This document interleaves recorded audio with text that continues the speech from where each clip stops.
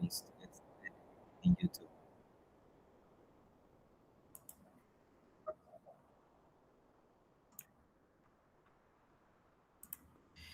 Commit yourself to lifelong learning. The most valuable asset you'll ever have is your mind and what you Brian Tracy.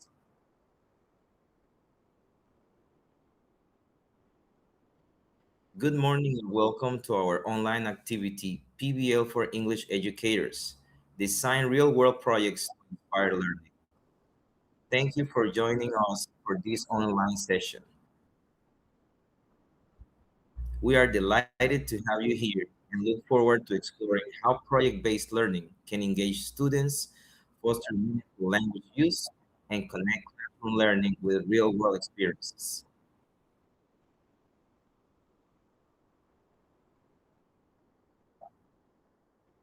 We hope this session provides practical ideas and inspiration for your teaching practice.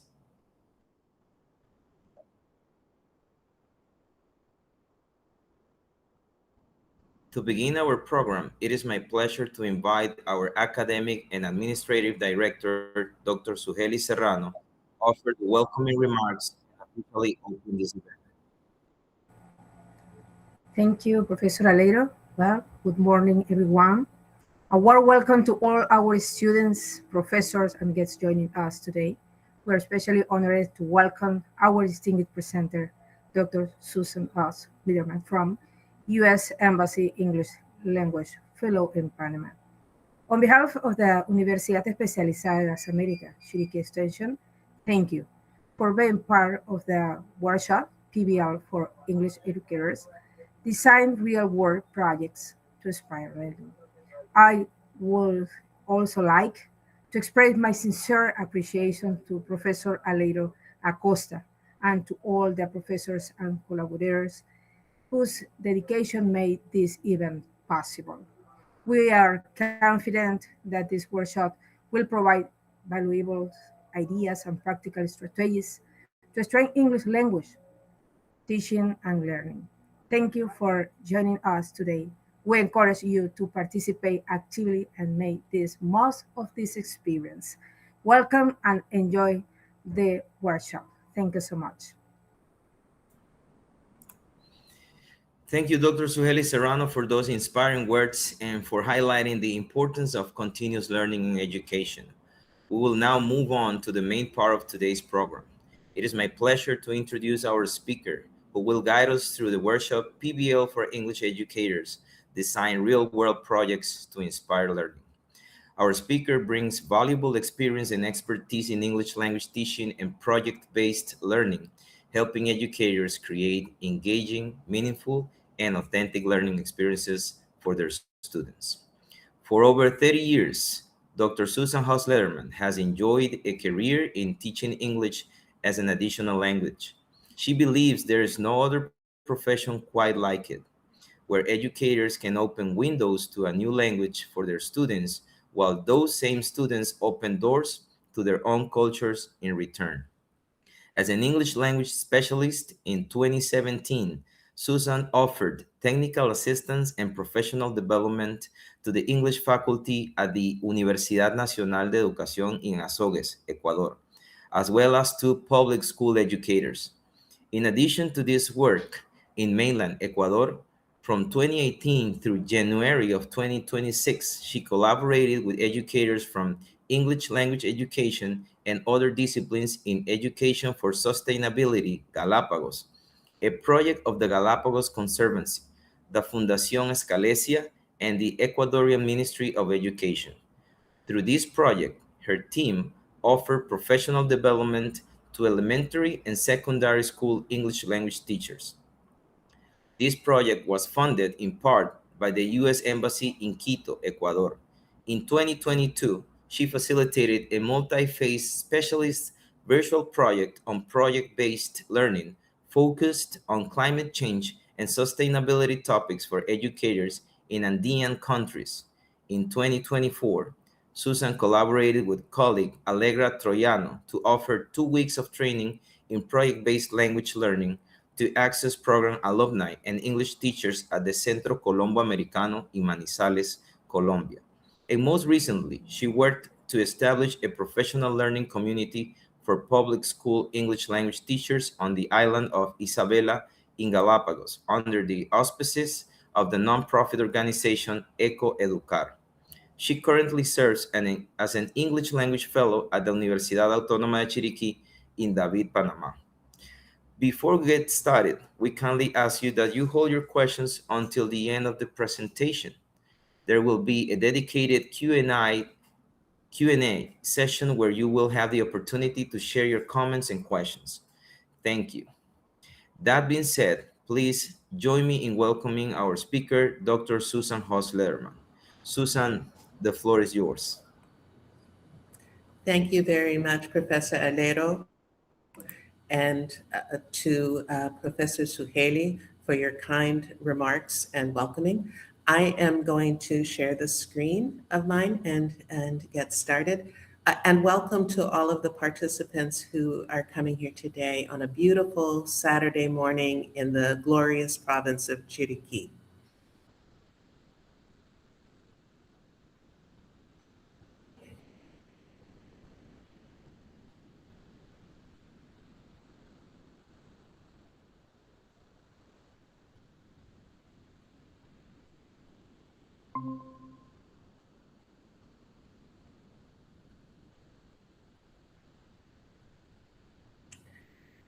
I think everyone can see my slide. Yes, yes. Okay, okay, thank you. So the title of our presentation is PBL for English Educators, Design Real-World Projects to Inspire Learning.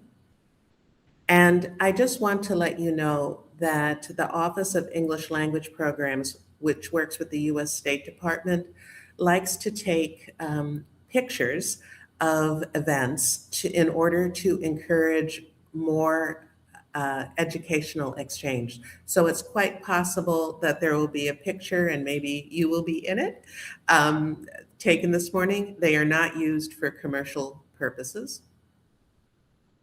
And I just like to start with a welcome of both of our countries who enjoy such good relations and partnership in efforts like this one. It's lovely to see everyone. This morning, we will engage in welcome and introductions, what we are doing now.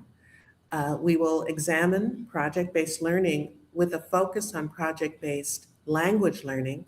We will explore types of projects and also steps in planning. And there will be tips that we can discuss also in the Q&A period.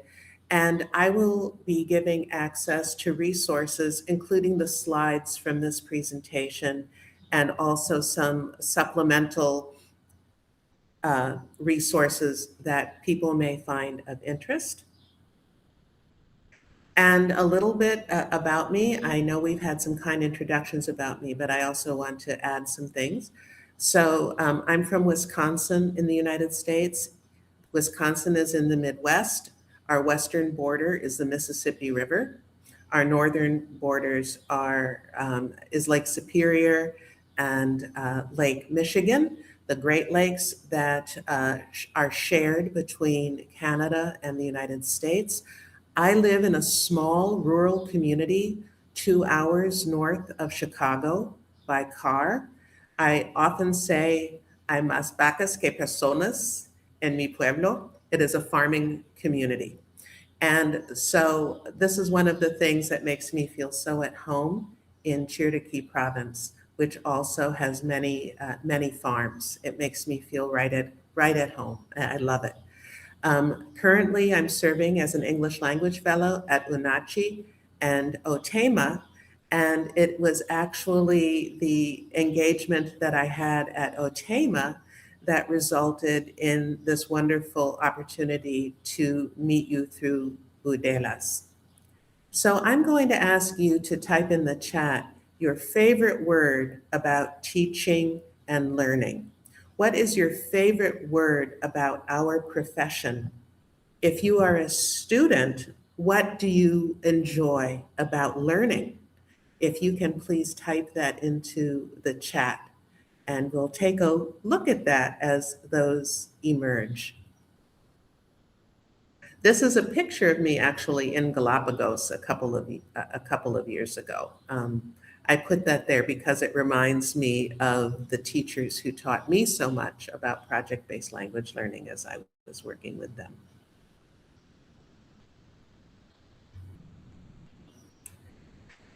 The first activity that we're going to do will be to watch a short video on project-based learning from an organization in the United States that has done a lot to promote project-based learning as an active pedagogy that focuses on student inquiry. And we'll be returning to an idea that I want to share with you now, which is so often when we're teaching, like if we're teaching in a textbook, for example, we start from page 1, we go to page 20. In project-based language learning, we plan backwards. We start from the objective for the end of our unit of study, and then we think of the steps that will lead us to that goal. So we start at the end and we plan backwards to see what are the steps that our students need to take to move forward. So you're going to see this morning in the examples that I show and in this video, this very short video here, how that can happen. And I'll say one more thing. The projects that I'm going to show you are projects that were done by teachers for the first time. They did it with one class and they started small. And I want teachers to think about that we don't have to make something gigantic and big the first time we do it. We can start small so that we're learning how to do it, and we can share with our colleagues to give each other advice and support. As Alero is always reminding me, sharing is caring. So that's also the motto that we will take here. And before I go further, Alero, I'm wondering, has anyone written their favorite word into the chat for teaching and learning in the YouTube? Do we have anything there? Sure, sure. They wrote gratitude, enthusiasm. I love sharing and learning with my students, communication, among other. Okay, yeah, let me see over here. Okay, my favorite word about teaching and learning is formative process. Never give up. Whoa. Well, these are great. And so I think that those words indicate the excellent attitude of the participants in our program this morning. So I'm going to show this video, and I'm hoping that it will be clear. So I'm going to ask Alero if there is anything unclear about the transmission of the video, if you could let me know. But it should go just fine. Okay, so let's watch. You remember what it was like in school. It was boring. You sat in class, memorized as much as you could, and tried to pass a test at the end. But is that good enough? These days, school can be more interesting and effective by focusing students on work that matters. This is project-based learning explained. Most adults live in a world of projects. Whether it's a job assignment, home improvement, or planning a wedding, we need to actively solve problems. But unfortunately, schoolwork looks more like this than this. Let's take a look at this project-based world. Meet Claire. She was recently presented with a challenge. Her company, Super Suds, makes soap, and it was up to her to find the most earth-friendly way to produce it in the future. Her boss gave her a budget and a few requirements, and it was up to her to come up with a solution. She organized and managed a team who researched the options and created materials summarizing the issues. Claire's team asked for feedback and presented their findings to the boss. Claire came out of the project looking like a rock star, and she learned a lot about green products. If you look closely, Claire's success involved critical thinking, collaboration, and communication, things that aren't often taught in traditional classrooms. The world needs more Claires, so how do we get them? The answer is project-based learning, or PBL. By focusing students on a project, teachers put them on a path that deepens their knowledge and builds skills they'll need in the future. Here's what I mean. Mr. Simmons has always been a good science teacher, and his students do well on Friday's tests. Unfortunately, what they learned was gone by Saturday morning. That wasn't good enough for him. Soon he learned about project-based learning and decided to give it a shot. Mr. Simmons got the idea for his first project on microorganisms when nearly half of his students were suddenly absent with the flu. He asked his students why they thought so many of their classmates got sick at the same time. That lively discussion produced a lot of good questions and a list of things the kids wanted to know. Mr. Simmons then announced their project was to help elementary school kids understand, how can we not get sick? After dividing the class into teams, he got them started on the project. It was up to the students to ask questions, research, collaborate, give each other feedback, and figure out the best ways to make their points clear to children. One team chose to make an educational video on the connection between hand washing and avoiding the flu. Another chose to create posters to show how viruses spread. The project teams showed off their final work to an enthusiastic audience of parents and their children at a nearby elementary school. Sitting in the front row was our good friend and local rock star Claire, who saw a bit of herself in the students. It was clear that the project was a success for the students, the audience, and Mr. Simmons. His students practiced critical thinking, collaboration, and communication. The project wasn't about memorization, but learning in depth about viruses and how to prevent spreading disease, a lesson they will never forget. At the end of the presentation, Claire introduced herself to the students and told them that they were rock stars and that the world needs more people who can think like them. To learn more about project-based learning, Go to BIE.org.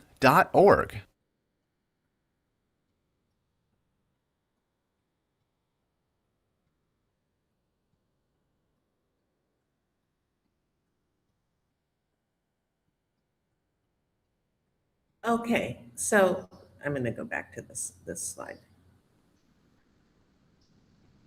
What we see here are some of the cornerstones for project-based learning, which is it is inquiry-based, it's based on questions, it's based on curiosity, it is relevant to the student's interests, and maybe for a need. It has a real-world application. In this case, the chemist and project manager who was doing work on environmentally friendly soap or green soap, and the students in the classroom who were curious about how flus are spread and what viruses are like for their chemistry class. But this approach of having a question, letting the question develop into a project and figuring out how to do that along the way with teamwork and with students creating something is really the cornerstone of project-based learning. And when we think about project-based language learning, we want to think about what are the language skills and strengths, what are the language functions that we want students to develop through the project, and how do we share what we do with other people? Who is our audience? Is it our classmates? Is it our school? Is it parents? Is it maybe the mayor of our town showing what we have done? So all of these aspects come into project-based learning and make it different from doing a project at the end of a unit. In project-based learning, we keep in mind the final products that we want to develop, and all of our learning helps us get to that goal. So I just think that that's so interesting and so different from many of the ways that we've learned. I certainly did not learn that way in school. Project-based language learning, just to tell you a little bit about it, in the United States really started at university level with science education. People who are learning to be scientists, where chemists and biologists and computer scientists, they work in teams. And so this idea of working on projects gradually came into K-12 education and has come into language teaching and learning as well, because we communicate what we do through language. So let's see some other examples that come from project-based language learning. So keeping a final product in mind, this is one of the first projects that I worked with teachers in Galapagos. And I was so proud of this teacher and the students. You will see that students in the Galapagos, Ecuador, were in their last year of high school. And in Galapagos, high school is 3 years. So there's the 12 years of schooling are broken up into 3-year chunks. So the high school students were in their third year, and their teacher, PJ Andrade, actually PJ's background, his bachelor's degree is in tourism. And he is a fluent English speaker who loves to teach English and loves to use technology. And he was a wonderful person to work with during my first years of working with teachers in Galapagos. And he wanted to give his graduating students the opportunity to work in groups and creatively. So we're going to see a project that the students did. The whole video is kind of long. I'm not going to show you the whole video, but you have access to the video through the resources if you want to watch the whole thing.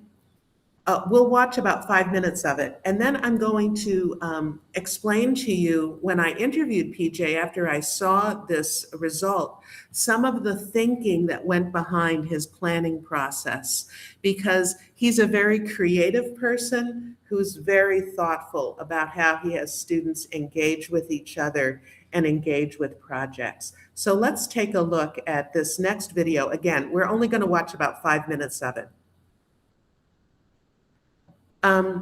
So the students were interested in doing a tourism project that related to the natural landscape of the Santa Cruz Islands. And so the students were asked throughout, they were studying advanced grammar, and their professor, PJ Andrade, said, students, when you're working on these projects in your teams, I want you to focus on how we can give tourists instructions about taking care of the environment, because the environment is very important in Galapagos for scientific research, for preservation, and for sustainable tourism. So tourism is a big economic driver in Galapagos. So let's see what the students came up with.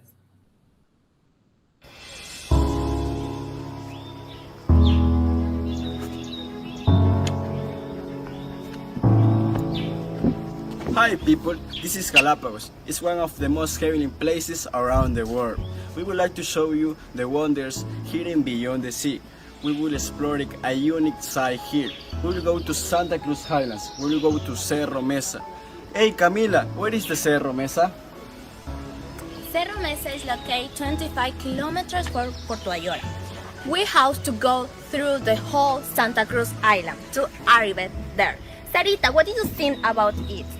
It is going to be a long trip, but we are sure we will enjoy it.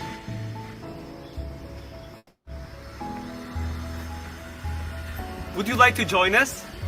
Let's go! Let's go.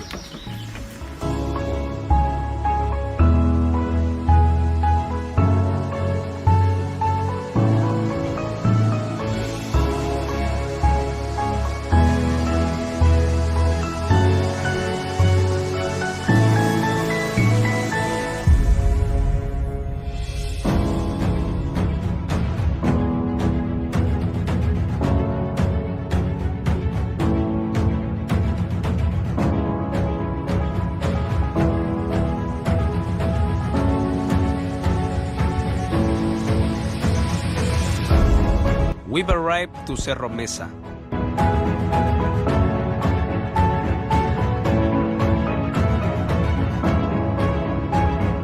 We are really excited because it's been a long time that we haven't visited this place. Cerro Mesa is a private ecological reserve that belongs to Heria family. Look at the astonishing landscape. Blue sky mixed with green fields, you can breathe nature. Look there, we can see Baltra. Avoid climbing the pear trees or plucking any of the ferns that make up a beautiful meadow near the hill. Climb until arriving to the hill's peak, stand up in the front of the landscape and feel the airstream running around you. Enjoy the view of the sea, several islands and islets almost close to you. In the other side, you can see the highest point of the island, Cerro Crocker.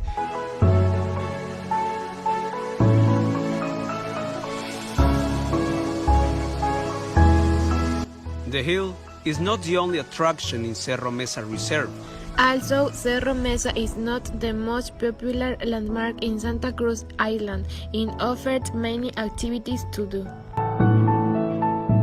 If you walk a few minutes following a path, you'll be in front of a different scenario.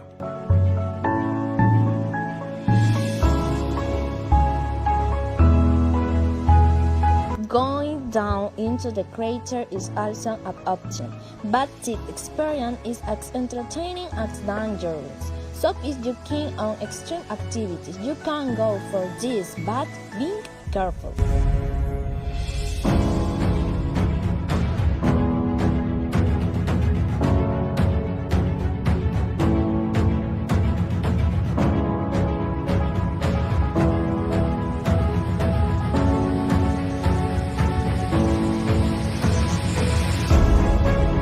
If you want to capture the experience thanks to the technology, it's sure that taking pictures will become an available action.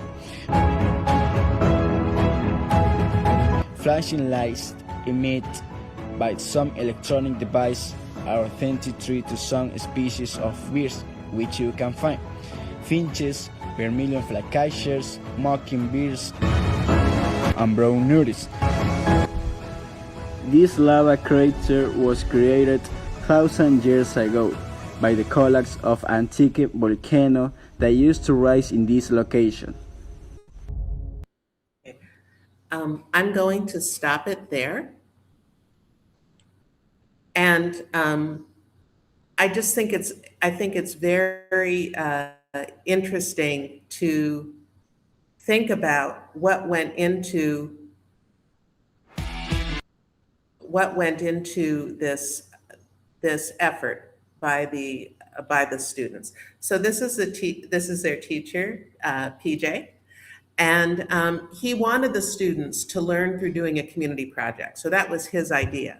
But each group that he assembled, and he assigned students to a group. He did not let them find their own groups because, similar to here in Panama, in Ecuador, students go through school in a cohort. So all of the students know each other, and these communities are very small. So Puerto Ayora is a town with several high schools, but really everybody knows everybody else, it seems like. So PJ made a very critical decision when he formed the groups. There were some students in the groups that had exhibited leadership skills throughout high school, and he knew who they were because he's the English teacher at the high school. So he brought together, this is what he did. He brought together the student leaders and he said, we're going to do something new. We're going to be studying how to give people advice and recommendations through a project. And the end result of this is going to be a project. I would like students to do a video project, but then I want each group will be presenting their video project to the class as if it's a talk show. So the students will be expert filmmakers who are then invited to a talk show. So he made this kind of a two-step project that he was thinking about. He said, you can choose your own project that you want to do, but you are the leaders in this class. I'm going to be putting you in different groups, and I want you to make sure that the classmates who are in your group all have equal opportunities to participate. I'm trusting you.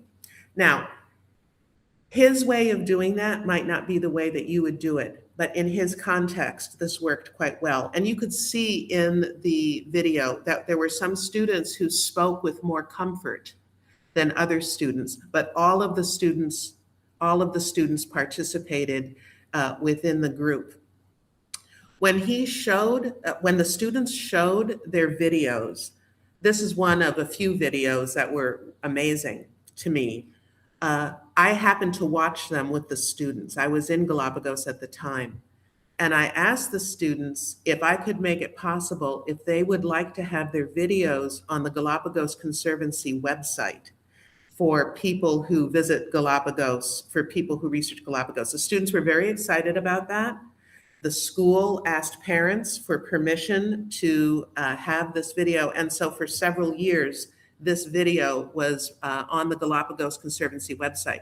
So they not only had the audience of their classmates, but because of their work, they had a worldwide audience of students advocating for careful tourist visitation to the Galapagos. The students worked very well as teams. They shared with an audience. This was relevant to their community. And you can see that the students were working very hard to practice English. They wrote a script. They used professional vocabulary.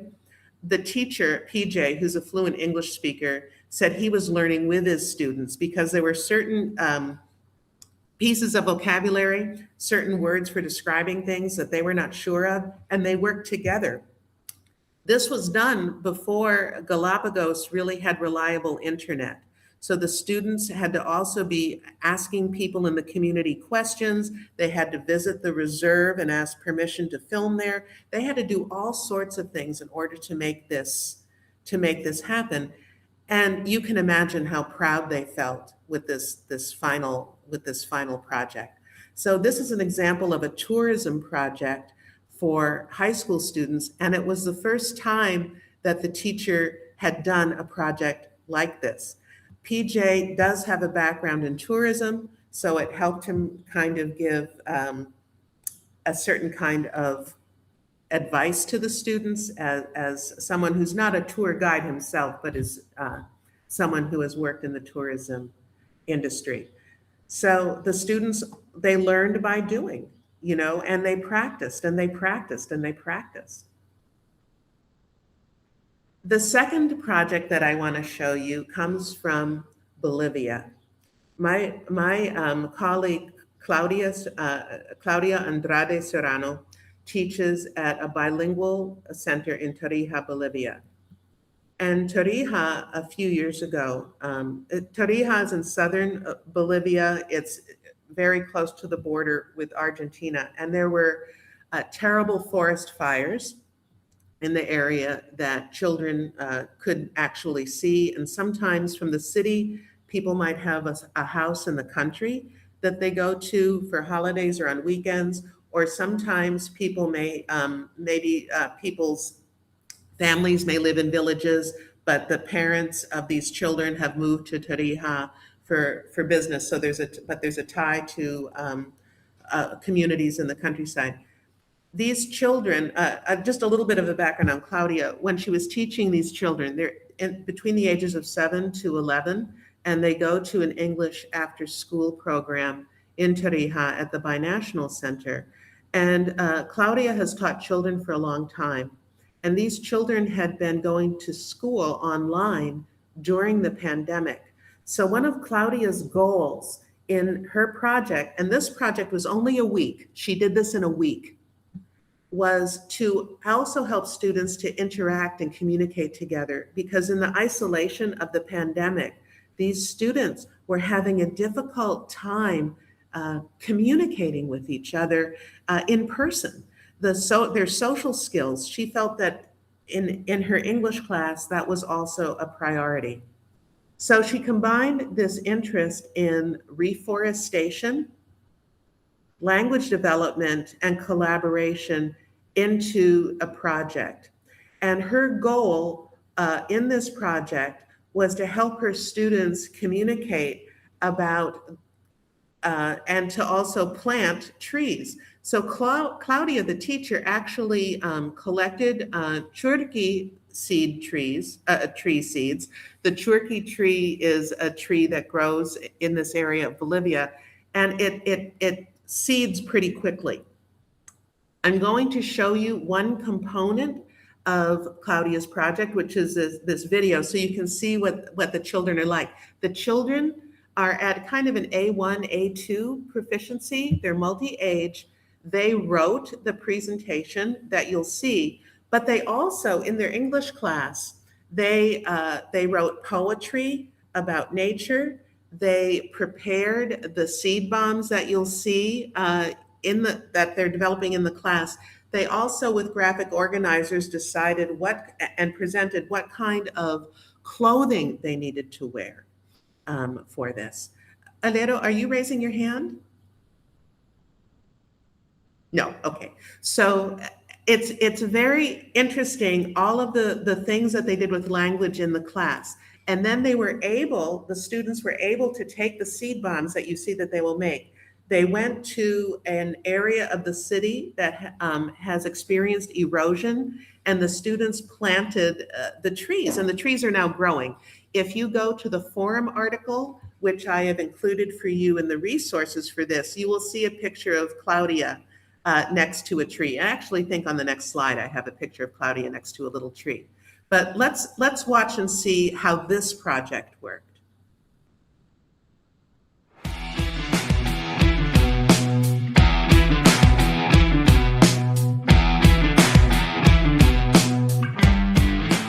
Today we elaborate seed bombs for reforestation. Materials: oil, water, soil, clay, and turkey seeds. Preparation. Okay. Add the soil.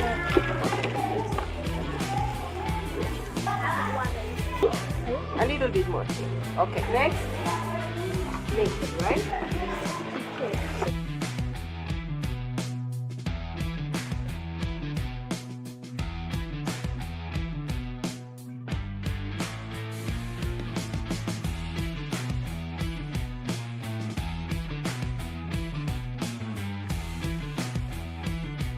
Form the bombs.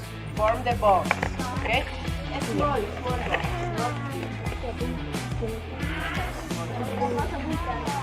Like this. Okay, now the seeds. Can tell what's the next step? Add bubble and center. 2 seeds. No, Be careful.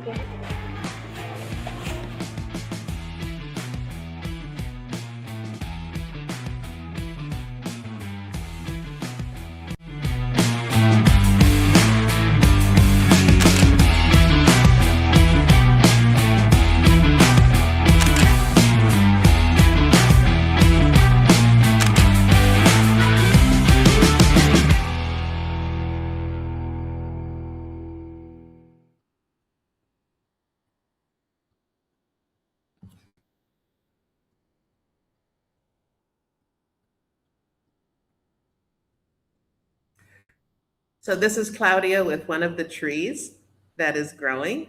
So through her project, she wanted the students to develop their social skills, practice English in a local significant context, and see the results of their work, sharing their work with each other and the parents. And so this project went so well that Claudia has presented about this work throughout Bolivia at other binational centers. She's really recognized for this work. And she's also made a version of this project for teenagers and adults. So she's kind of changed it up. But it worked so beautifully. And as I said, you will have a link to the forum article that shows you the details of the language learning activities she did in the classroom before going on this field trip. But it was really important to her that she be able to do something concrete. And the way that her program operates, she really only had one week to do this. She also presented at the virtual TESOL International Conference on this project. I was very proud of her work. Not only because the students were able to do this, but because as a teacher in her heart, she really wanted the students to develop those kinds of social skills through this project. And so, sometimes we call these skills soft skills. Those soft skills are really important to thrive personally and socially. So just a wonderful project. So how do the teachers do it? What are the steps for making these kinds of projects happen? I'd like to share with you the components of project-based language learning. So I often say that PBL for English language learning is like a tree with many branches, tended with care, that develops over time, with teachers as the gardeners. So if we consider that our students are a little bit like a tree, the teachers need to tend to that. So we can say the same thing, right? Es como un árbol con muchas ramas que se cuida con dedicación y que crece con el tiempo, con los profesores como jardineros o jardineras, right? So the first step in this process is authenticity.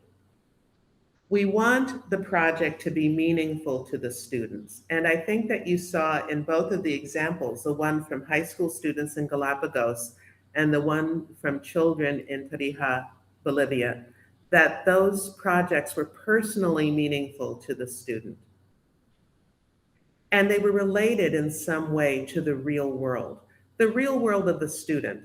You can also do project-based language learning that is related to fantasy, that is related to books, but they have to be in some way related to something the students are really, really interested in.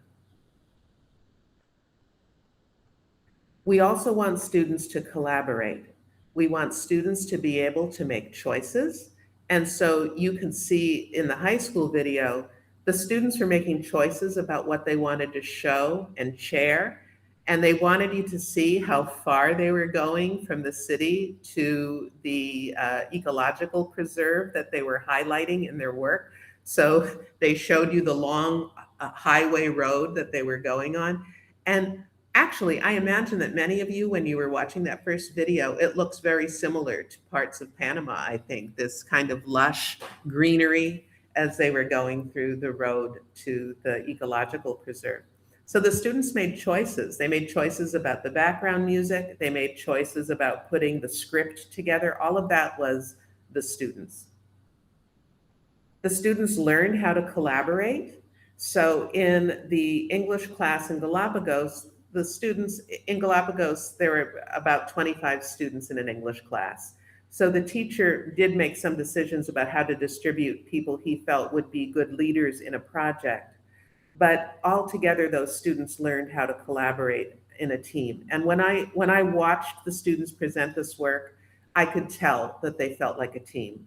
The whole class was so proud of what they had done together with their smaller teams. I mean, they told me they felt great about it. Also, we developed student agency and autonomy. So the students are making decisions. They are for their agency and what they offer to the group. And they may also have to work sometimes independently.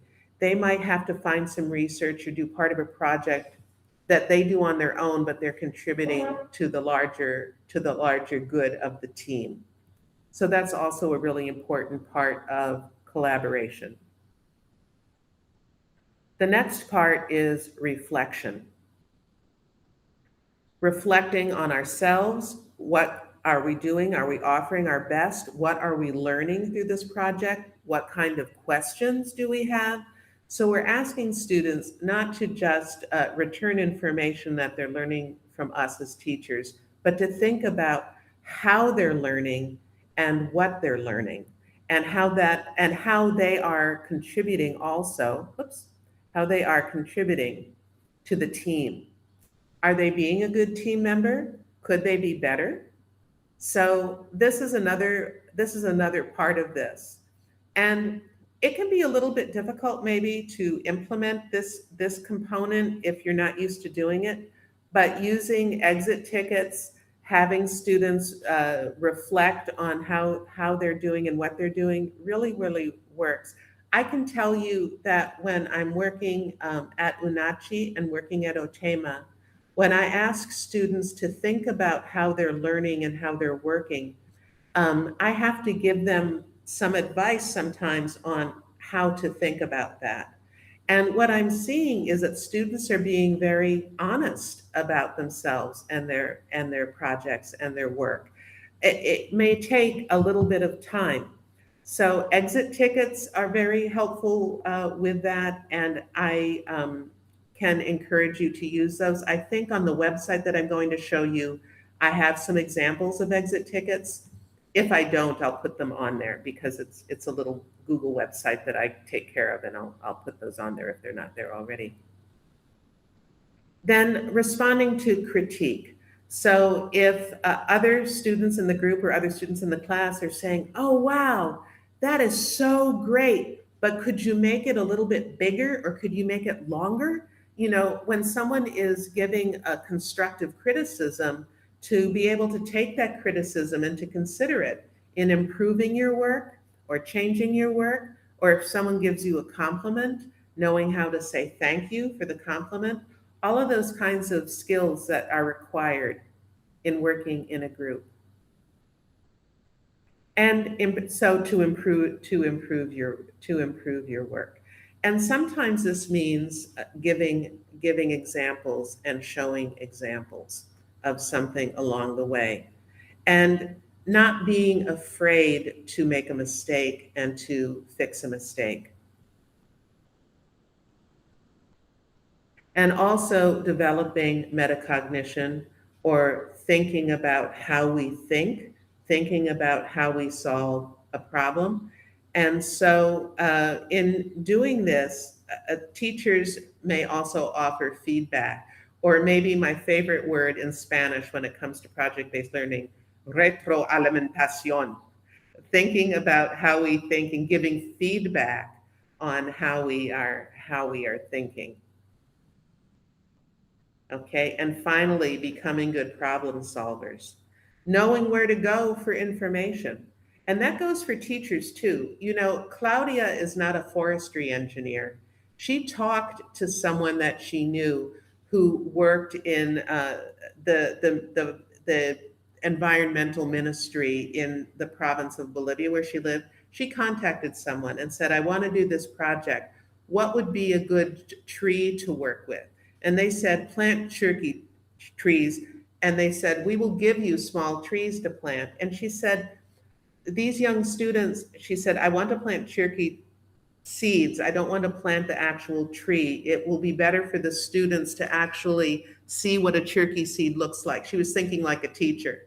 So the forestry people said, okay, you'll have to get Cherokee seeds, but we don't provide them. So Claudia actually contacted someone that she knew who could collect Cherokee seeds for her. She did not give up. She was problem solving as a teacher. So she found these seeds. She contacted again the specialist in the forestry department, who said, okay, this is how you're going to do it. You're going to plant the seed into little capsules that are made of gelatin that have water in them to help the seed to sprout. You're going to put it in soil, not just in dirt, but a soil mix, and then you're going to plant them. So she went and she found information herself that she could share with the students. So she was doing the adult work while the children were doing the children work. And then finally, we have voice and choice, which goes hand in hand with authenticity and collaboration. In this case, the students have options in their final product. So we especially saw this with the high school students. With the high school students, with the children in the project that was being done for the seeds, the kinds of products that they were able to do, the students wrote poetry. So the students wrote their own poems in their own words with their own choice. And that was also a final product that the students did. They actually read their poems after they planted the tree seeds. So there are options also in the process. So with the teenagers, we saw that they were able to decide different steps for how they were going to make the video, but also how they were going to present it to their classmates. And for the young children, they were able to decide who was going to read different steps of their making the seed bombs. And also, they were able to brainstorm how they were able to get out to the site. Would they get a little bus, or could their parents drive them? I believe in this case it was a mix. I think there was a little bus that went out, like a little school bus that belonged to the Binational Center, but the parents also drove some of the students. And again, a student agency and autonomy, as we saw with the collaboration. They're also engaging in this through voice and choice about what they want to do. And so those are the core areas where we also have English, where the teacher comes in and designs what are the English functions that students need to practice, what is the key vocabulary, how are they going to practice it, what are the strategies for writing and for speaking, those productive skills that the students will use. And so we don't really have enough time for me to go into detail about all of the steps on this tree, But I will say that what I think are most important are first needs assessment in the community, either the community of the school or the community itself. Where is there an opening for students to do a project that will be useful and helpful? So, for example, with teachers that I worked with in Peru at a school, they had to be very careful about the use of water. So they devised a water saving campaign in the school to remind students in the bathroom to turn off the tap, to collect what in English is called gray water or brown water, to be watering plants outside of the school building rather than using fresh water, to put a bucket under places where water could be collected. So really looking for a need that needed to be filled. Inquiry, asking questions. We'll see in a minute when I show you the steps, the role of asking questions and how important that is. Considering the final product. So we've seen some products here to kind of get us rolling. What resources do we need and how can we realistically obtain those resources? Do we need to raise money? Let's hope not. Are there things that people can contribute? Are there, if we're doing something in the larger community, are there things that we can repurpose and recycle? How are we going to plan the lessons from what we want students to do at the end and go backwards in time to how we want to start it? How will we implement our process? So these are things that have to happen a little bit before we start the project. How are we going to assess students along the way? How are we going to do formative assessment? Excuse me. And how will we evaluate their work? So these are all of the steps. I have an infographic that I will share with you as a resource that steps you through this. And I'm also happy to do follow-up webinars in the future if you would like more direction in this area. So, and we've talked about the role of English and the English teacher planning these things. And I'll give you a planning template that we will also see. So how do we do all of this? Okay, so in the lesson planning, we want to first think about the focus for the work. And we start after, as teachers, we know what our focus is. We plan the focus. And in PJ Andrade's case in Galapagos, he wanted a couple of things. One is he wanted the students as a final product to script and devise a video that would showcase something important about Galapagos. So the video that we saw was about protecting a nature area. There was another video that was great that was about the Charles Darwin Research Station and the care for the tortoises of Galapagos that are there. Then in order to spark the students' curiosity at the beginning of the teaching of the unit, we start with what's called an entry event. So the entry event is something that contextualizes the project and the goal with the students. And so in PJ's case, he asked them a question about what they knew about Galapagos and what they thought was important. And the students talked about that and brainstormed it. In Claudia's case, she actually invited me. I went through Zoom to her classroom and she had me on a screen. And I asked the students to talk a little bit about the fires. And then I had the students together do a little information gathering activity about how they cared for their community and how they cared for people in their family. Because these were younger children, I didn't want to overwhelm them.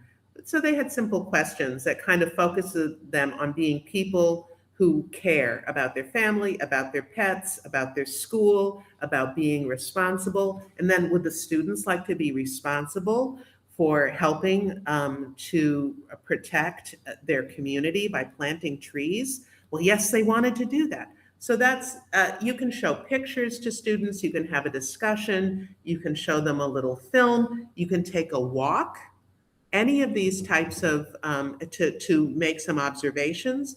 any of these types of group activities that get students curious, that is an entry event. So it makes students curious and to ask questions and to ask them what they observe. So this is all here, the entry event that the students do. It's the foundation for inquiry. And because questions are so important, we want to think about questions that are open. So what is an open question? So this is what they aren't. They are not quickly answered. You can't answer them. You don't answer them quickly. You cannot answer them with a few words. You cannot quickly answer them with a memorized response. And they're not just WH questions, because WH questions can also be answered. They're not necessarily always open. So I can say something like, what is the capital of Panama? What is a WH question?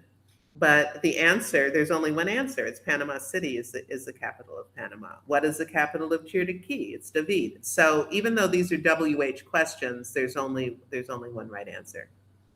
So what do open questions do? They invite thoughtful discussion. They promote critical thinking, and they provide the focus for learning. So this is the kind of question that we want to encourage our students to have through project-based learning.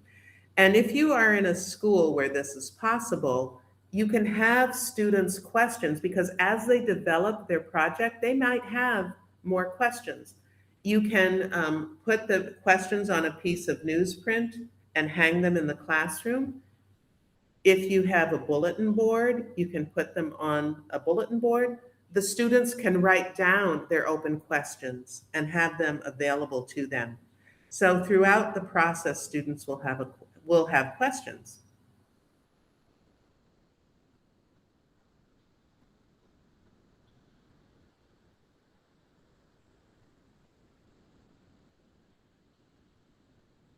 So the first question, though, that comes after the entry event is a driving question. And I'm going to show you a template for these driving questions. It has 3 parts. First, you want to know who is responsible. Oh, I don't know why that happened that way, where it's doubled on top of each other. But who is responsible? So here's an example. How can we, as tour guides, then what is the objective? What is the project purpose? How can we, as tour guides, share information about our town? And who is our audience? Who will benefit from learning? With tourists. So first what is your role? Okay. And notice here, we're giving the students a professional role.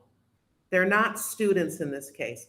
One of the things I think is very interesting about project-based learning is that we can ask our students to imagine themselves in a professional role. We can ask them to imagine themselves as engineers. We can imagine them to be city planners.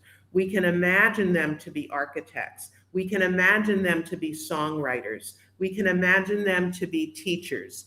We can help them imagine themselves in a future role. They could be journalists, whatever you want them to be. And then we have their objective, which is underlined here, to share information about the town and then the audience with tourists. So what project can they do? I noticed in the needs assessment for UDELA's participants that a lot of what the interests were in tourism. So that's why I'm mentioning this. So that's the driving question. So you can try this on your own. So the role of the students, how can we and then there's a professional role, and then an open goal. How can we as tourists share information about our town? And notice if we say share information about our town, that might be how can we as tour guides share information about our town? It might be in creating a brochure. It might be in developing a tour. It might mean creating a video. The students can decide what they would like to do with an audience. In this case, it was tourists. So these are the steps for doing this. You keep it as open as possible because the students can then decide. And it's possible to have different products from different student groups if you want, or you can have different versions of the same product. So it depends upon the age and stage of your students and how flexible you want things to be. So the final product, we can think of the final product as the answer to the guiding question. So as I just mentioned, the students might come up with the final product idea. Maybe the first time you do this, you come up with the final product idea with a little bit of input from the students. But as you become more and more comfortable with project-based learning, you can have the students.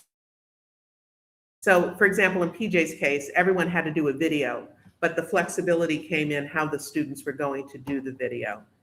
PJ wanted the students to be giving instructions to visitors to Galapagos, and sometimes they were using if-then constructions. You really didn't see that much in the first part of the video, but there was some of that later. The students decided what kinds of sentences they wanted to create with those constructions. So the first time you do this, I guess my point is, as a teacher, is that you don't have to make something absolutely gigantic. You can decide the first time you do this where you feel most comfortable in giving some students some freedom. And then as you become more comfortable with the projects that you do, you can increase the amount of freedom of choice that you give the students. So as I mentioned at the beginning of the presentation, we can plan backwards from our final objective. So that is really very important. And that is sometimes kind of challenging to do, especially the first time. And so it might be best done if you can work with collaborating with a colleague where you can help each other and you can share your project plans and ideas. So it's really nice to work with colleagues on projects like this. And if you have a school-based project, you can decide you can work together to help each other. So I'd like to share with you a planning template. Let me do this. I think I have it here, the graphic organizer. So I'm just going to share this with you, and everyone has a copy of this.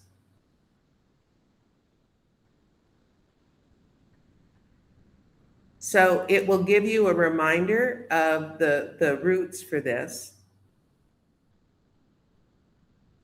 and guidelines. So this is all here. And this was developed by fellows a few years ago who did a tourism project in Mexico and in Central America with students. And so I've modified it a little bit. So it gives you an example of how to do a driving question, and then kind of a sketch. And when I say a sketch, what I mean is your rough outline, like how will you do a unit? And so I filled this in with red. So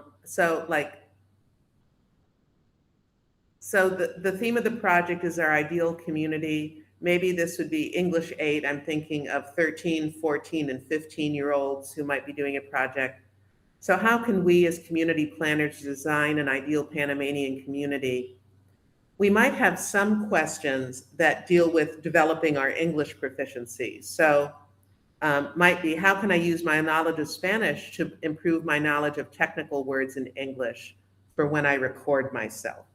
So this might be something that you ask students. And if you're promoting meta-linguistic awareness, and in Spanish and English, we have so many cognates, tourismo, for example, that through these projects, one on tourism as an example, you might find that there are lots of cognates that are shared between Spanish and English, and we can help our students find them and be able to pronounce them and be able to spell them. And when students learn cognates in Spanish and English, they feel super smart. So then, as an English teacher, what are the things that we need to, what are the things that we might need to plan? Who is our audience? So all of this is here, and an estimated time frame. And then you can kind of plan this out. So this is a very helpful little tool for us. And I'm sharing this template with you. You can make a copy of it, and you can replace what I've put in with your own words. So I found that having a planning structure is really quite helpful.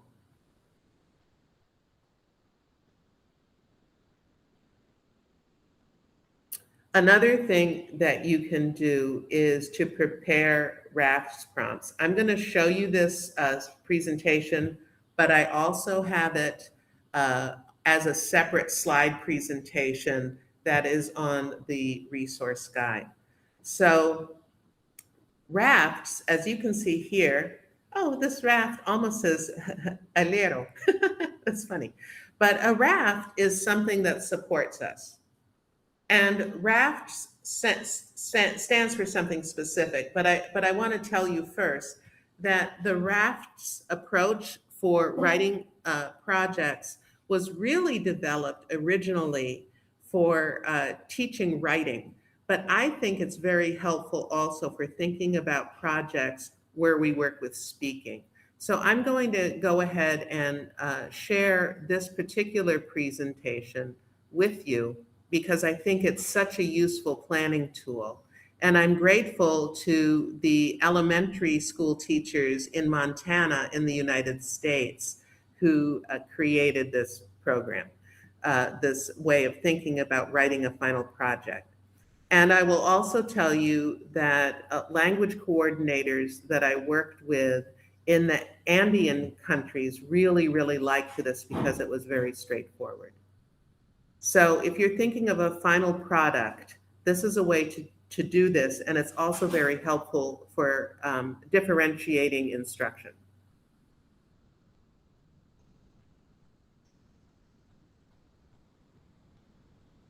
So I've just explained what RAFTS is a little bit.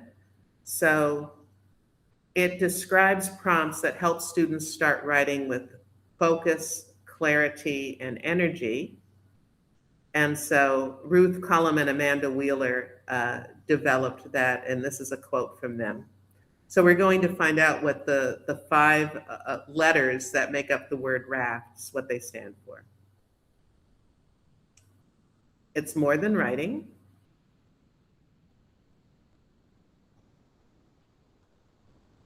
So first, the role of RAFTS is who is the student going to be? So we saw that in the three-part question, that the guiding question, the driving question, pregunta guía, that we want to put the students in a role. And then we want to think about who is the audience? Who are we making this project for? And what is the format? Is it a video? Is it a song? Is it a play? Is it a poster? Is it some sort of a campaign? Is it a model that we're making to show people? What are we doing? What are we doing? What are we making? What's the topic? And how is the topic of the final product related to the driving question? The final product is kind of our answer to the driving question. And then what is a strong verb? This is what I love about this because it is directly related to our English instruction. So are we asking the students to inform? Are we asking the students to persuade? Are we asking the students to describe something through their work? What are the language, those are the strong verbs. Are we asking the students to analyze something? So if we think about that, and I have a link to the strong verbs so that you can see what those are. So, for example, who is the student? Are they authors, musicians, scientists? Who is the audience, right? And what should the students know about the audience? For example, if you are in a community school where you have students who are 15 years old, is their audience the 6-year-olds? Are they doing something for the younger students in the school? So, for example, if your older students are authors, are they making a storybook in English and Spanish that they can give to the second graders about the community? So that's kind of a nice project that I have seen sometimes, is that older students will make books for the younger students. So the older students are developing their speaking and their read aloud skills, and the younger students are developing their listening comprehension skills when the older students have a project where their audience is younger children. So that, I mean, that's kind of an example. And how will their knowledge affect their choice of English vocabulary and other structures in their product? So if they are doing something in English and it's for the school, do they have to bear in mind that younger students might have a more beginning command of English than their command? Or should they make some of their projects bilingual so people in the community understand them in English and in Spanish and in other languages of the community? So you want to think about that.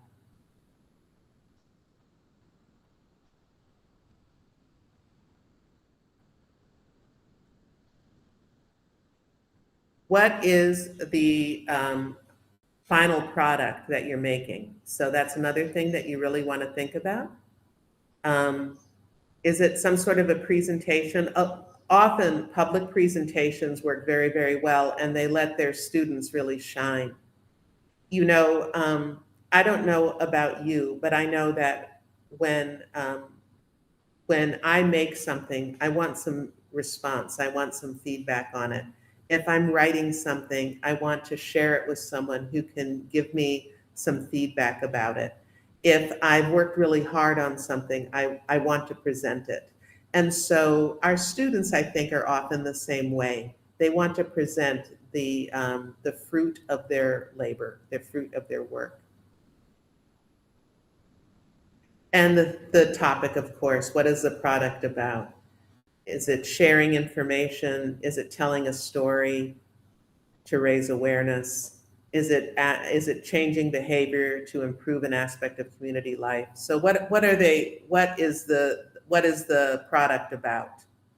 So the students will come up, or the teacher will come up with the students with their specific product theme. And then the goal of the English component is the verb is the guide, right? So are they persuading? Are they informing? Are they warning? You know, what are they doing? So for example, you might see something like this. If the driving question is, how could we as creative writers persuade students at our school to conserve water? A RAF's prompt might be, imagine that you are the author of a fiction book for children learning English in your community. So this is an example of one that might take place at a school where you want to save the water. Prepare an illustrated story that informs children about the importance of conserving water and why we need to do that in our school. So in this case, the role is the author of a fiction book. The audience is children learning English in the community. The format is an illustrated story that is informing, right? And so down here, inform, and the topic is conserving water. But we can still change the format and keep the topic and the strong verb. So if we want to change that, but still have the same kind of message go through, we can imagine that we are a scientist who gives public presentations on water conservation. And we can prepare and deliver a presentation with infographics that informs the school community about the importance of conserving water.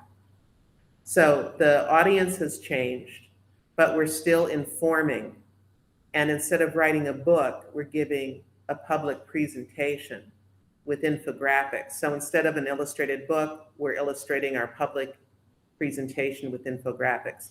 So this is an example of how we can shift something, but the function is really the same.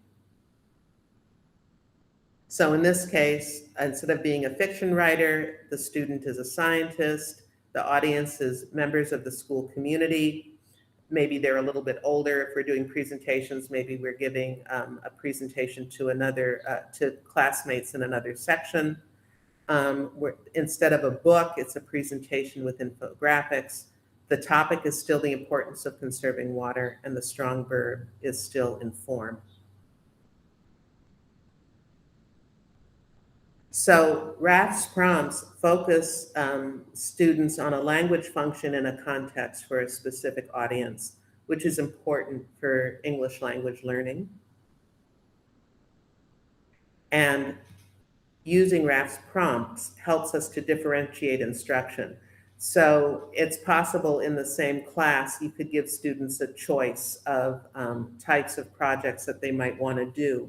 So you're differentiating instruction based on student interest, or if you have a multi-level class, you can have them choose what they want to do, or you can kind of persuade them, or you can have mixed levels that work on different projects together. And the more advanced students, if they're slightly more advanced than other students, can help bring them along as a more capable peer, but being respectful of the other students. And also, by doing this, we are giving students some voice and choice. They're able to come up with their own ideas and choose how they want to express themselves. So I also have this presentation as part of the resources. So you will have a link to the resources. I will give you that as a QR code. So I just want to show you what you will have here. It will link you to this. It will link you to this shared document, and you can just click on things that are on the document, and it'll lead you right to it.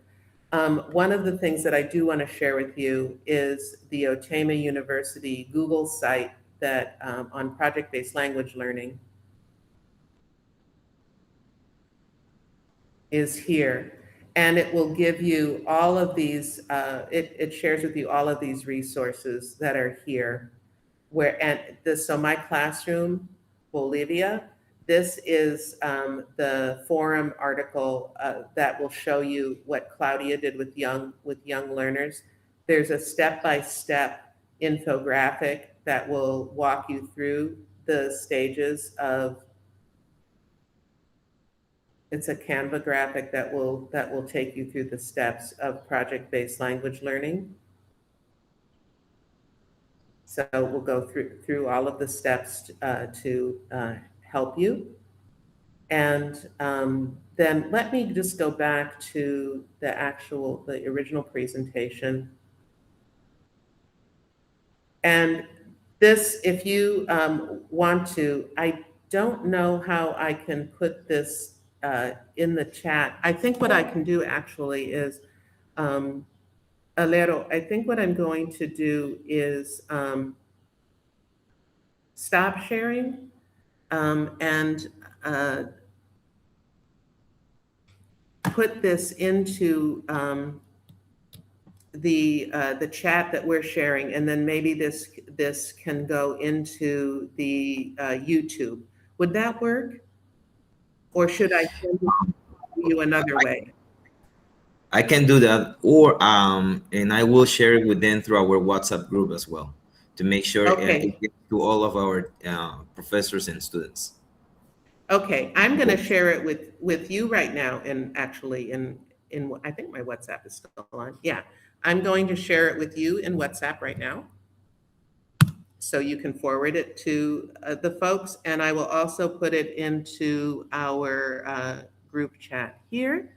And um, it will also give you some resources from the Regional English Language Office in Panama City. That is also there. So there's lots of resources for this, and so also for additional resources. So that is there. And that concludes my presentation, and I'm happy to listen to some observations or to respond to questions.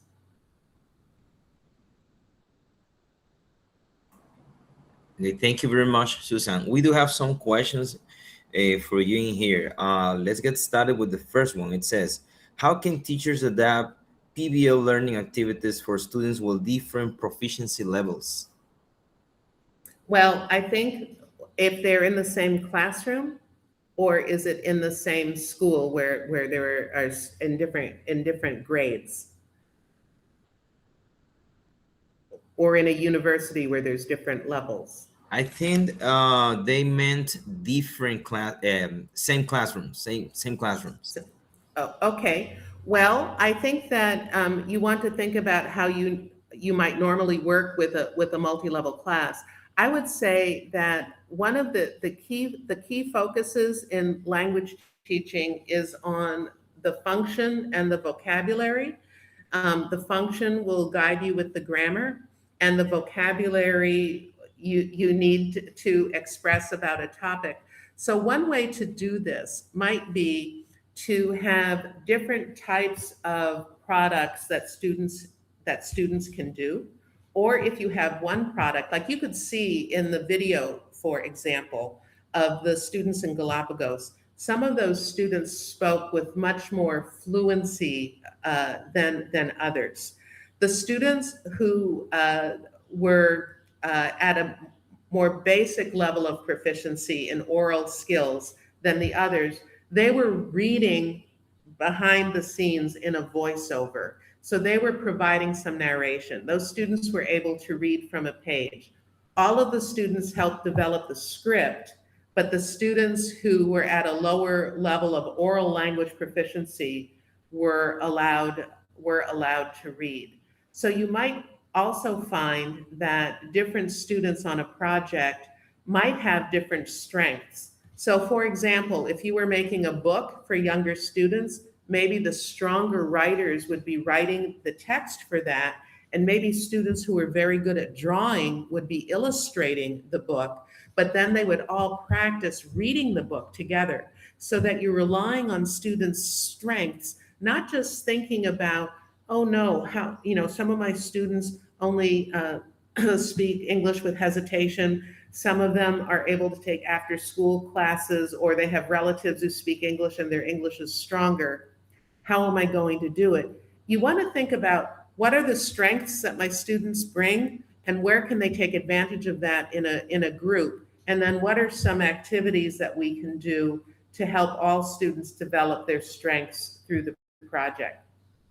So I hope that helps. It's really looking at what can they do, how can I get them to the next level of that through this project, and have everyone contributing. So that's what I might do if I were teaching in a multi-level classroom. Thank you for sharing, Susan. Another quick question. When it comes to the implementation of PBL in our classroom, what would you say are the biggest challenges for its implementation? Planning the time. It almost seems like we don't have enough time to do what we want to do. So we want to be realistic. I would say always start small. So, and sometimes that's difficult. Sometimes it's difficult to start small, but I would look. And so what Claudia did, for example, Claudia has to, in her situation in Bolivia at her binational center, she has to use certain types of materials, and she has to do them in a certain time frame. She knew that there was going to be a time in her teaching year where she would have a week, because she had to cover like a chapter per week in a book. And she knew that she was going to have a week because she had 13 weeks, I think, and there were 12 chapters in the book. So she said to herself, Week 13, I can do I can do a week-long project. And so she was realistic about what could happen in a week that the students could do. And she contacted the parents and said, we're going to do a week-long project in this week. The students are, I think, are really going to enjoy it. This is what it's going to be. And she was able to do it. So she was realistic about the time and realistic about what could happen in the classroom. So I encourage you to be realistic. I've done a lot of project-based learning myself as a university professor in a semester that was 16 weeks, but I knew I couldn't have a project that was 16 weeks long. Maybe I could have a project that was 8 weeks long because I had other things that I needed to do with the students to get them ready to be able to do the project. So I thought that that was also, for me, it's always been time. And for me at the university, in part, that was so that I could get to know the students and so that I could also make connections with other professors. Because in the United States, the international students I was teaching, one of my goals was to have them interview their professors in their major. So that was really important to me to have them be able to do that. Great. So it was time. Another questions over here. It says, what common mistakes should new teachers avoid when planning project-based lessons? Common mistakes. Common mistakes might be not trusting that a student can do something that's a little bit challenging. That students will often, if they're really interested in something, will rise to the expectation. The other common mistake might be that just because we as adults are interested in something, to assume that our students will be interested in something. It's really asking the students what they're interested in, and also giving the students an opportunity to make a little mistake, but to learn from their mistake, to help them.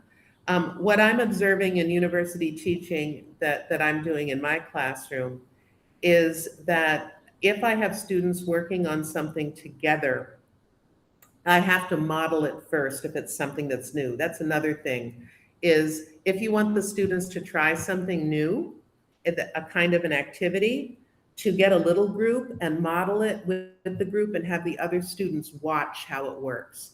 So, and also to compliment students when they're working in a group. Sometimes we assign group work, but we don't really inform students about how they should work in a group. So to give them compliments on what they're doing well as a group member, I think is also important. Not just to tell them that they're doing something well, but to tell them why they're doing something well, or to ask them why they think something is going well. So it's kind of that shift, I think, is when you've got a lot going on in your classroom, that can sometimes be hard to remember. So sometimes I write those things down for myself to remember to do it. Okay, it says in here, how can project-based learning help students improve their English communication skills? Well, there's a couple of things. One is that if they're making a product that's in English, it's going to improve their writing skills or their speaking skills. If they do a project that you can mount on somehow on social media, or do something through WhatsApp that they're shared, that also can develop their skills. If you are in a situation where your students, if you assign group work, do not want to do the group work in English, you can implement a cooperative learning technique that is called numbered heads together, which requires students to work together in English and be accountable. I don't have time to go through that technique today, but I'm happy to do a little session on that kind of technique. I will be here until December. So if you're interested in knowing about how numbered heads together works, It was not developed for English language teaching or for world language teaching, but it is very, very helpful for world language teaching to keep students in a group, using and making sure that everyone can say something in English. Another activity that you can do other kinds of activities in English. So students are taking what they learn and they're sharing it with others through fluency building activities. So maybe that's something that we need to explore as another little webinar is building fluency and accountability that you can apply not just to project-based language learning, but to other types of instructional contexts. Okay. Thank you, Susan. We have several questions related to the implementation of PBL approach in rural areas. Um, what are your advices when it comes to implementing PBL in rural areas? You know, because of the challenges of the internet connections and access to educational technology. Mhm. I think you can do lots of projects that don't require internet connection. One that I shared with Alero is from a rural area in Peru where it's a rural school where there's one English teacher, and the English teacher is not originally from that area, but he's worked there for over 25 years. And his name is Edward Gumpa, and he's worked in this area for over 25 years, and he knows the families. And in fact, he told me that he's now teaching some of the students of his, the students that he's teaching now are the children of students that he first taught when he moved there. And he took a workshop series that I provided through Relo Andes on project-based language learning. And his students were very interested in doing a project where they could make money. And so they said to him, they said, Professor Edward, what we want to do is raise guinea pigs. We can sell the guinea pigs at the market, and we can also sell organic fertilizer from what the guinea pigs poop. We can package that, and we can make money. And he said, okay, so I'm going to be teaching English through this project of raising guinea pigs. And they did that. And so he made all of these activities and handouts and things like that. The students didn't do this at all online. They did this all of their own, with raising the guinea pigs at the school, seeing how they could be, how could it be okay at the market to be selling guinea pigs for meat? How could they get permission to do that? How could they get permission to sell guinea pig manure to farmers? And none of that required technology. It required cooperation, and the parents liked, they liked this. This project was so successful that the Peruvian Ministry of Education gave the school money to put in a computer lab. Like they won an award for this project. Now that might be kind of a mighty example, but it shows you things that you can do without technology that comes from the students and reflects the interests of the local community. So I would look for something like that doesn't require the students to use technology. Now, if it's something like tourism, and I have some examples of some tourism, some links to some tourism projects on the website that I showed you. Maybe the teacher has a link or can make that available to a wider audience. The students themselves don't have to do that or to spend money on internet connection through the kinds of cell phone data that they have. You can do things for your community that are posters. You can do things for your community that are performances. If you're doing something that's for tourism, not everybody has to have an internet connection. Maybe one person can post it, or maybe the town has a way to post and share about tourism. So these are some of the problem solving I think that the teacher and the students and the families might be able to do together. Great ideas. And one final question: what would you say is the impact of PBL on participation engagement, motivation, and promoting confidence among our students?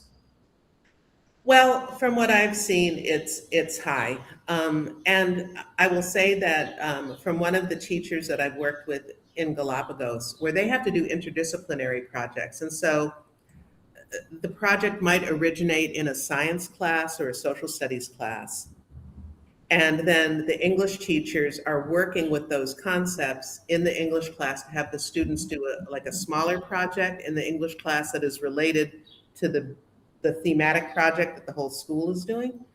That when the students are learning how to present something that they're doing in another class in English, it makes them feel smart.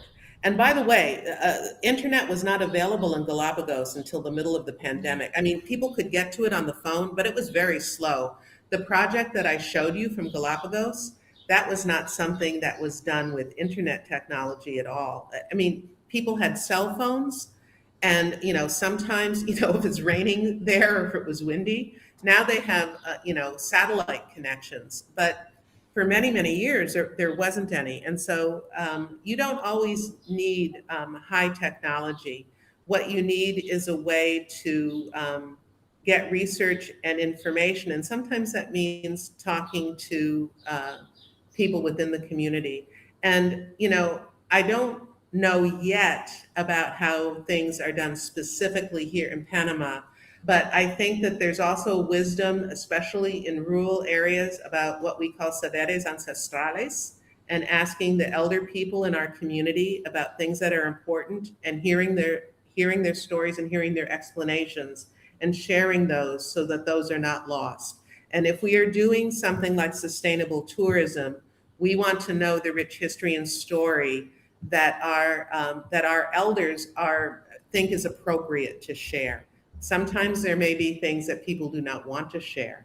That's proprietary to our communities, but sometimes there are stories and there is wisdom there that we want to share, and they will be happy to share those.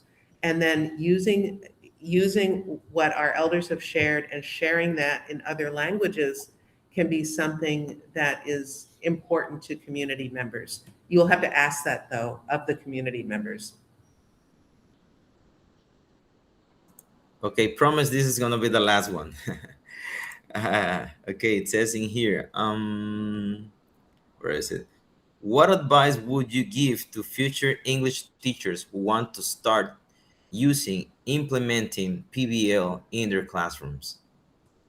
I would help them start really being observant about where they're teaching, the community where they're teaching, and what needs to happen there. I'll tell you, I shared this with Professor Alero, but I didn't show it, but it's something that I just love. There's a project in Lima, Peru called Residar, and I've heard the founder of Residar present about this in English. When he started this program, he was a young man. He was maybe 25 or 26. And he noticed that in his community, there were people selling things secondhand on the streets, for people to buy. And it gave him the idea of going to people of means, people who had things that they were not using that were still in good condition in wealthier parts of Lima, and asking if they would donate it to a project that he was starting. And then he and his colleagues in this project of social good would clean up these things. So it might be kitchen utensils, maybe it was a blender, or maybe it was an iron, and it was also clothing, toys. They cleaned these things up to make them look nearly new. And then they prepared women in communities that had economically challenging conditions, so poorer communities in Lima, to have corner stores where they sold these things. So their idea was called Charity with Dignity. So these women became the managers of these small stores that charged lower prices for for items that were in good condition. And so Residar has grown in Lima. They have a warehouse, they do these things. So he's talked about this in English. And why did he do this project, Luis Pasos? Because he observed in his community in Lima that there were people who, some people who had an abundance of things and some people who did not. And that women could also become very good store managers. So that kind of story, I mean, that's with an adult, but it came, that idea came from observations. Or there are observations of other projects in Lima where maybe beaches are very polluted. And in order to have tourists come to an area, you want it to be clean. And in order for people who live there to enjoy their beaches, they want it to be clean. So, what are some projects that we can do to eliminate plastic waste from beaches? How can we do that? So being observant about where you live and talking to students about it. They've made their own observations. And so I would think that that is the first step in starting a project-based learning. Another one that might be more realistic or practical sometimes is looking at the textbook that you're supposed to use. Are there glimmers of projects in there that could work? Sometimes at the very end of a unit, there's interesting ideas that students can do. Can you make that the viewpoint of a project that you do in a classroom? Can you share that with students? Can you shift the project at the end of a textbook to be a little bit more appealing locally in the context in which your students learn?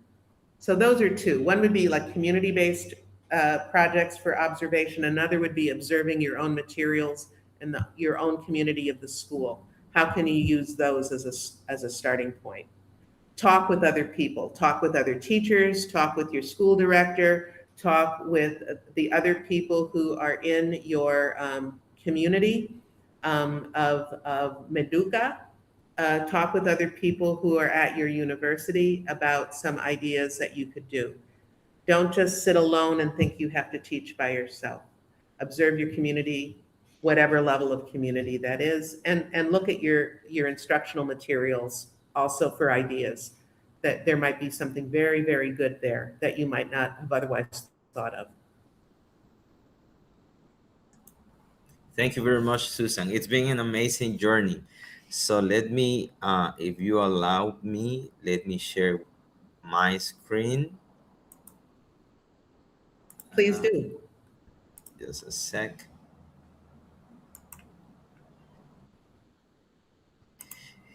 So on behalf of all the participants of this amazing um, webinar or online workshop, and Udela Chiriqui and our academic and administrative director, Dr. Suheli Serrano, we would like to express our sincere gratitude for your insightful and inspiring presentation today.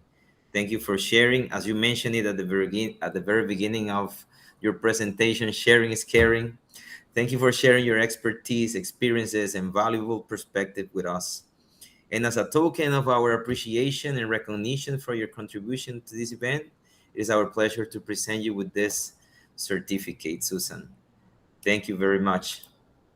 Thank you. And thank you to all of the participants for spending a Saturday morning with us. And thank you to Udelas for inviting me, and to the Regional English Language Office for allowing this to happen, and also to my colleagues at UNACHI and OTEMA for encouraging this type of outreach within the community. I very much appreciate it.